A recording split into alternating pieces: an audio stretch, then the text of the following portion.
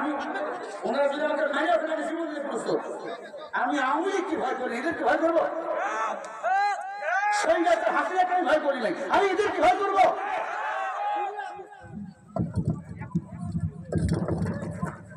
কি করবো আসো, কি করবো আসো, কি করবেন আসেন আপনি,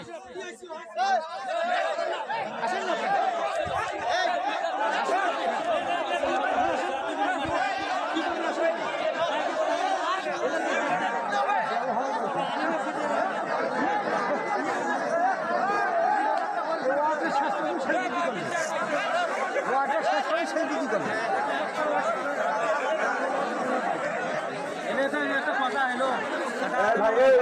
আরো বক্তা আছে।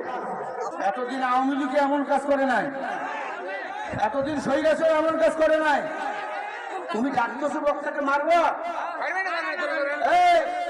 আসো আসো, তোমার কলিজা দেখে আমি একটু, কলিজা দেখি তোমার একটু আসছি। তুমি একটু আমাকে চা খাওয়াইছো? সারাদিন আমি রোজা।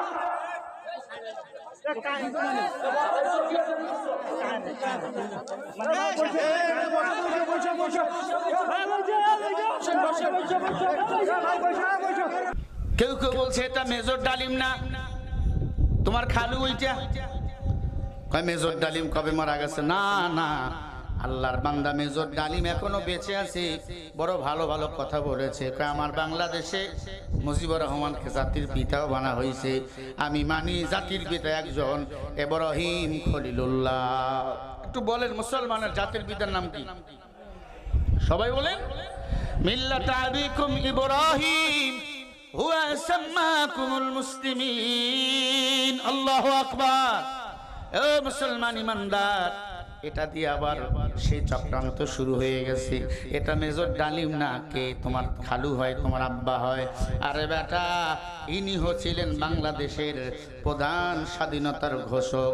শহীদ জিয়ার পরে বাংলাদেশে যারা সম্মান ছিল, বঙ্গবন্ধু স্বাধীনতা চান নাই, এই বাংলাদেশটাকে তিনি বিক্রি করতে চেয়েছিল ভারতের কাছে। কথা বলেন না কেন? আল্লাহর বান্দা 1.5 ঘন্টার বয়ানে এত সুন্দর সুন্দর তথ্য দিয়েছেন। আমরা তো দিন জানতাম 30 লক্ষ মানুষ শহীদ হয়েছে, আসলে 30 লক্ষ না, 3 লক্ষ। কথা বলেন, 3 লক্ষ শহীদ হয়েছে। আমার ভাইয়েরা, আমি যে কথা আপনাদেরকে বুঝাতে চাই, দেশপ্রেম হলো ইমানের অঙ্গ।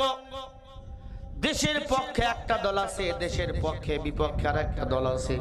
এখন জবাব দেন, ভারত বাংলাদেশের ভালো কি চায়? ওরা সব সময় চায় বাংলাদেশ তাদের কাছে হাত পাতবে না। না, বাংলা মায়ের দামাল ছেলেরা জীবন দিতে প্রস্তুত, রক্ত দিতে প্রস্তুত, এরপরেও কারো কাছে মাথা নত করতে রাজি না। রাজি আছেন না নাই রংপুরের মুসলমানেরা?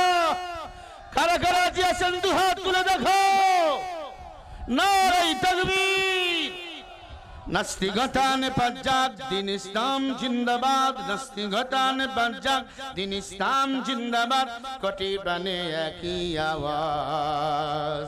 খোদাদ্রোহী ছাড় পাবে না, এই বাংলায় ঠাই হবে না, মুসলমানরা জেগেছে আজ। জোর কদমে সামনে চলো, বজ্র কণ্ঠে এগিয়ে চলো, সবাই মিলে একই টানে দাও না স্লোগান, লিল্লাহে তাকবীর। দুয়া দুসু করে আপনি বলবেন নারায়ে তাকবীর। আল কোরআনের আলো, কোরআন হাদিস যেখানে, আলেম ওলামা যেখানে, লিল্লাহে তাকবীর, নারায়ে তাকবীর, নারায়ে তাকবীর। কত বীর বিক্রমদেরকে আমরা পেয়েছি। মেজর ডালিমকে বানা হলো কি, উনি নাকি বঙ্গবন্ধুকে হত্যা করছে। মেজর ডালিম বলছে আমরা হত্যা করি নাই, তাকে ক্রস ফায়ার দেওয়া হয়েছে। কথা কয় না? কি ফায়ার? ক্রস ফায়ার খায় কারা? টপ লেভেলের বেঈমান যারা, নারী লোভী যারা, গাঁজা করিয়া বাখর যারা, টাকার বস্তায় বন্দি যারা, ঠিক না ভাই ঠিক বলেন? মেজর ডালিমের স্ত্রীর স্বাধীনতা অর্জন করেছিল, মেজর ডালিমের স্ত্রীর সতীত্ব কেড়ে নিয়েছিল শেখ মুজিবুরের ছেলে শেখ কামাল। তার কাছে বিচার চেয়েছে, উল্টা মেজর ডালিমের চাকরি খেয়ে ফেলেছে।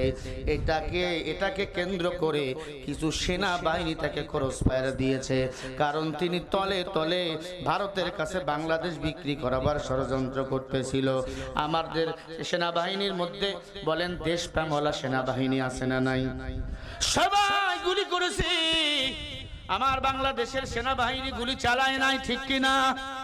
ও মুসলমান ইমানদার, আল্লাহর বান্দা সেনাবাহিনীরা আমার দেশকে ভালোবাসে কলিজা দিয়ে। শহীদ প্রেসিডেন্ট মরহুম এরশাদ সাহেব দেশকে ভালোবাসতে যাইয়া, ইসলামকে ভালোবাসতে যাইয়া শুক্রবারের দিন, জুমার দিন ঘোষণা করেছিল ছুটির দিন, ঠিক না ভাই ঠিক বলেন?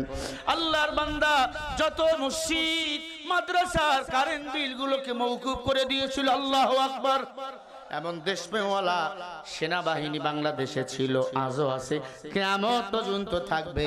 এদের সাথে আমরাও থাকবো। মেজর ডালিমকে বলবো, দেশে আসেন, আপনার মতো নেতা বাংলাদেশে বর্তমান দরকার, ঠিক কিনা? ভাইরা আমার, যতই গুনাহ করি না কেন তাওবা করব কার কাছে? এ কথা বলার মেসেজ হলো, ও আওয়ামী লীগের ভাই, ও বিভিন্ন দলের ভাই, কত গুনাহ করেছো, সব গুনাহ ছেড়ে দিয়ে আজকে তাওবা করো, সব গুনাহগুলো মাফ করে দিবেন কে? আরো জোরে বলেন কে? তুমি তো পার পরিমাণ এখনো গুনাহ করোই নাই। তাওবা করে ফিরে আসো, নামাজ পড়ো, তাসবিহ হাতে নিয়ে টিপো, পারলে হজ করে আসো, আল্লাহকে ডাকো। এমন নিয়াত করবো, আল্লাহ জীবন দিমু, দুনিয়ার কোনো দল আর করবো না, যতদিন বাঁচবো নামাজ রোজা করব, কোরআনের দল পারলে করব, তাহলেই তুমি এই দুনিয়াতে ভালো একটা কাজ করে চলে যেতে পারো। গুনাহ করেছো, তাওবা করো রে বাবা। উমরের দরবারে যুবক বলে, আমিরুল মুমিনিন, আমি এমন পাপ করেছি, এই পাপের কথা মনে হলে আমার বড় ভয় লাগে। ভয় মনে আসেনি? উমর বলে, বলবো না, কারণ কথার আগে আপনার তরবারি চলে। আল্লাহু আকবার বলেন। হযরত উমর বলে, চলো তাহলে রহমাতুল লিল আলামিনের দরবারে চলো। আমার নবীর দরবারে নিয়ে গেল।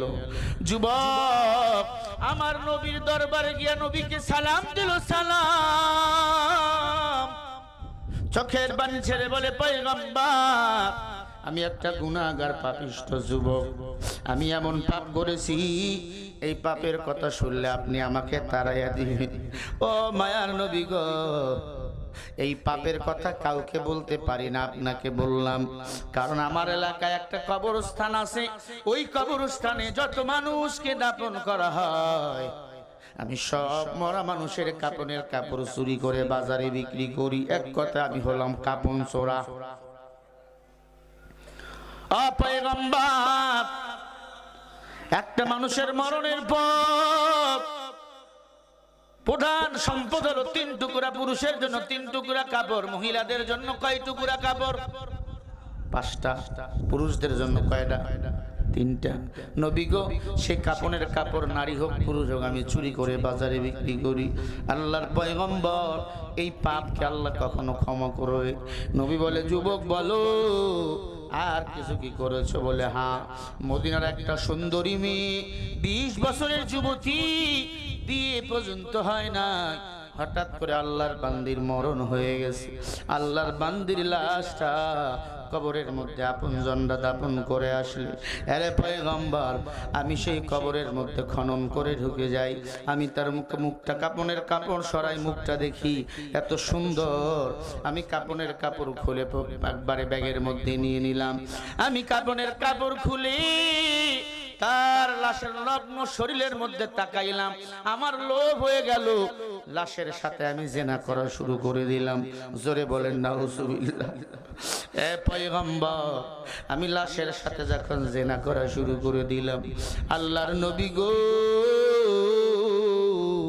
ওই লাশের রুহটা আমার কানের কাছে এসে বলে, রে যুবক তুমি কি করো, তোমার কি মরণের ভয় নাই? এ যুবক তুমি কি মরবা না? কুল্লু নাফসিন যায়িকাতুল মাউত, প্রত্যেকটা প্রাণীকে মৃত্যুর স্বাদ গ্রহণ করতেই হবে রে যুবক। এ যুবক তুমি কি মরবা না? এ যুবক তোমার কি মরণের ভয় নাই? যুবক রে শুনিয়া রাখ, এই কবরে সবাইকে আসতে হবে একা একা, এই কবরে কেউ সঙ্গে নিয়ে আসবে না। এরে যুবক তুই কি করলি? আমাকে জেনা করে নাপাক বানিয়ে ফেললি। সারি সারি এই কবরস্থানে কবর, এই কবরের মধ্যে আমি একাই নাপাক। এই নাপাক হালতে আল্লাহর দরবারে আমি কেমনে দাঁড়াবো? এ যুবক তুমি কি করলি? আল্লাহর আদালতে আমি কোন মুখ নিয়ে দাঁড়াবো? আর তুমিও কোন মুখ নিয়ে আল্লাহর দরবারে দাঁড়াইবা? যুবক এই কথা বলার পর কান্নায় ভেঙে পড়লেন। নবীজির দাড়ি মোবারক চোখের পানি দিয়ে ভিজে গেল। নবীজির চোখ থেকে পানিগুলো মুক্তার দানার মতো পড়তেছে।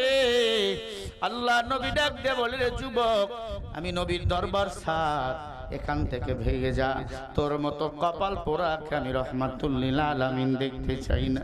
এরে আল্লাহর বান্দা, আল্লাহর নবী চোখের পানি ছেড়ে বলে, দূর হ দূর হ, তোর মতো কপাল পোড়াকে আমি দেখতে চাই না। যুবক কান্নায় ভেঙে পড়লেন, পাগলের মতো হয়ে গেলেন। একটা দৌড় দিয়া জঙ্গলার দিকে চলে গেলেন। যায় নামাজ বিছাইয়া আল্লাহর কাছে কাঁদে আর ডাক দিয়ে বলে, আল্লাহ তুমি ছাড়া কেউ নাই। আয় আল্লাহ নবীর দরবারে গেলাম, নবীজি আমারে তাড়াইয়া দিল। আল্লাহ গো মেহেরবানি করে তুমি আমাকে ক্ষমা করে দাও, ক্ষমা করে দাও। আল্লাহর বান্দা তাওবার মধ্যে যখন ভেঙ্গে পড়লেন, নামাজ পড়ে আর কাঁদে, ক্ষমা চায় কার কাছে বলেন? আরো জোরে বলেন। কি গুনাহ করেছে উনি? কার সাথে?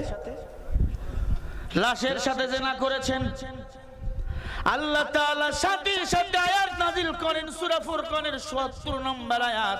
যে আয়াত আমি খুতবায় পড়েছি, ইল্লা মান তাবা ওয়া আমানা ওয়া আমিলা আমালান সালিহা ফাউলাইকা ইউবাদদিলুল্লাহু সাইয়্যাতিহিম হাসানা ওয়া কানাল্লাহু গফুরুর রহিমা। আল্লাহু আকবার, জোরে বলো। ও মুসলমান ইমানদার, আল্লাহ বলে যারা গুনাহ করাবার পরে তাওবা করে এবং নেক আমল করে, আমি আল্লাহর কাছে ক্ষমা চাই, আমি আল্লাহ তার পিছনের গুনাহগুলোকে নেক বানিয়ে দিই। বোঝে নাই, বোঝে নাই, বোঝে নাই। জবান খুলে বলবেন সুবহানাল্লাহ। আল্লাহ বলে যারা তাওবা করাবার পরে, গুনাহ করাবার পরে তাওবা করে এবং নেক আমল করে, আমি আল্লাহর কাছে ক্ষমা চাই, আমি আল্লাহ তার গুনাহগুলোকে নেক বানিয়ে দিই।